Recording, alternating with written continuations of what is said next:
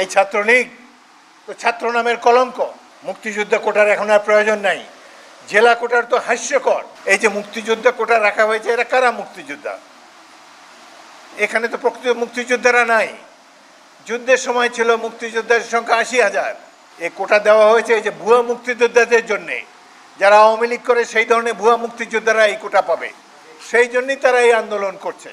আমরা এই ধরনের সকল ধরনের কোটার বিরুদ্ধে। খুব বেশি হলে 5% কোটা থাকতে পারে, বাকি 95% মেধার ভিত্তিতে নিয়োগ দেওয়া হোক সরকারি চাকরিতে। এটাই আমরা আজকে এই সভা থেকে দাবি করছি।